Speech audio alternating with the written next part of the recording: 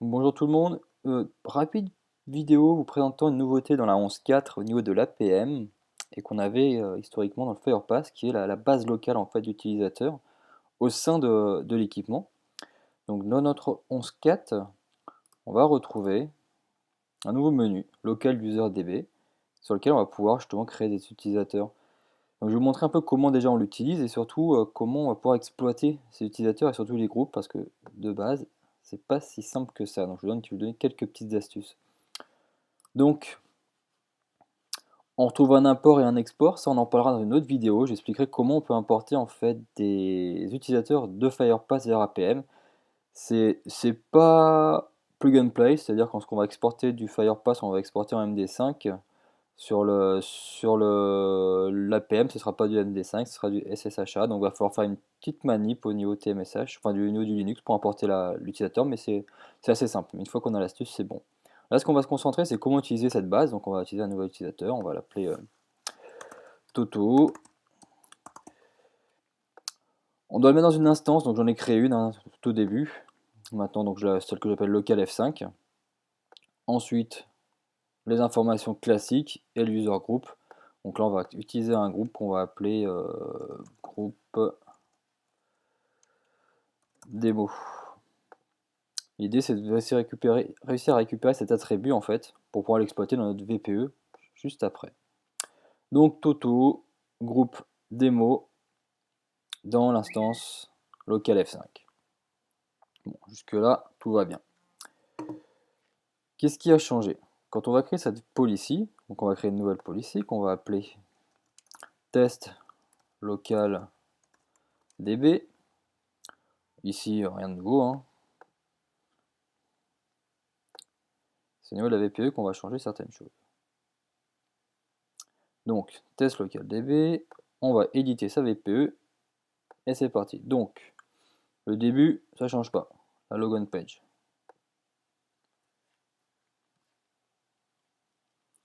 D'accord? Rien de nouveau de ce côté-là.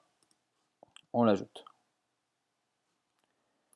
C'est là que ça change. Au niveau de l'authentification, si on cherche bien, on va retrouver son local db hôte qu'on rajoute. Donc là, il nous demande l'instance, local F5, max logon at tempelo, bon, par défaut c'est 3. Et derrière, on retrouve nos branches, local db hôte pass, local db hôte, loc user out. Vous allez voir qu'au bout de 3 essais, le compte en fait est bloqué, il est loqué en fait. Bon, bien sûr, on le passe en holo, on continue. Donc là, jusque là, rien de bien compliqué, je m'authentifie, c'est successful, je passe.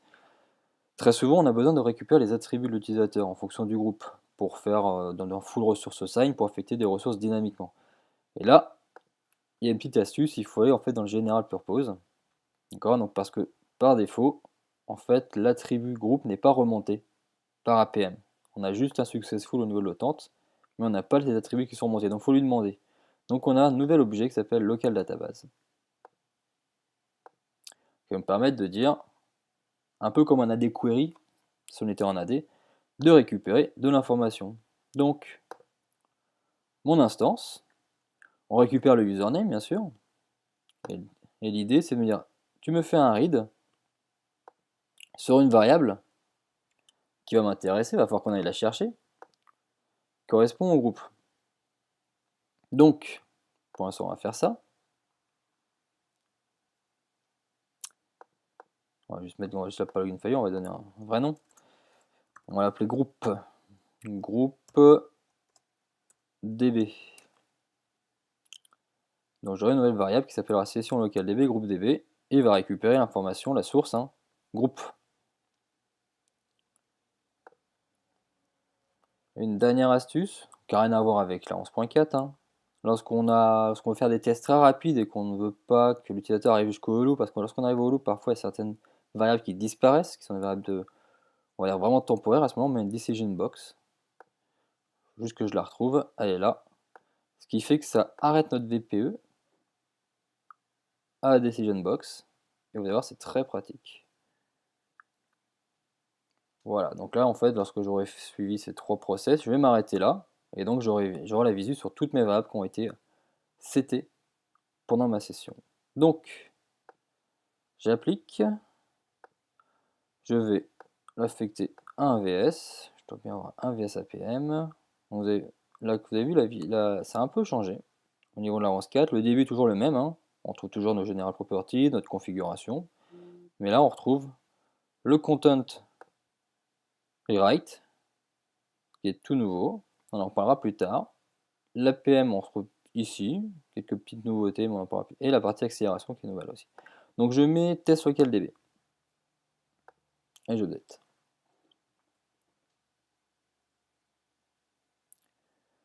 Donc 10.128, 10.100, 443. Allons voir ce que ça donne.